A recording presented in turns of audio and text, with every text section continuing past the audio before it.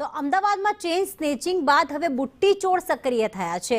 વૃદ્ધાના કાનમાંથી બુટ્ટી ખેંચી બે તસ્કરો ફરાર થઈ ગયા। મીરા સિનેમા 4 રસ્તા નજીકનો આ બનાવ છે, જેમાં સરનામું પૂછવાના બહાને કાનમાંથી બુટ્ટી ખેંચી લીધી।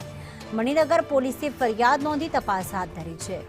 જિગ્નેશ જોડાઈ ગયા છે। જિગ્નેશ, અત્યાર સુધી ગળામાંથી ચેન ખેંચીને ભાગી ગયા હોય તેવી ચોરીની ઘટનાઓ ઘટી હતી, પરંતુ અહીંયા તો બુટ્ટી ચોરી લીધી।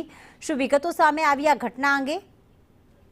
વાત કરવામાં પ્રીતિ, જે બનાવ છે તે અમદાવાદના મણિનગર વિસ્તારનો છે અને મણિનગર વિસ્તારમાં જ્યાં બનાવ બન્યો છે તેમાં બુટ્ટી ચોર જે સીસીટીવીમાં કેદ થયો છે અને જે વૃદ્ધ વયની મહિલાઓ છે તેને રોકી તેને ટાર્ગેટ કરતા હોય છે અને તેના કાનમાં રહેલી બુટ્ટી ખેંચી અને ફરાર થઈ જતા હોય છે।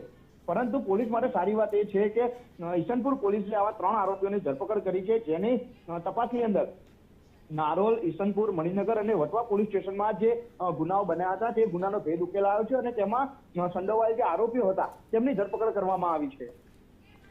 બિલકુલ, આભાર જિગ્નેશ તમામ વિગતો માટે।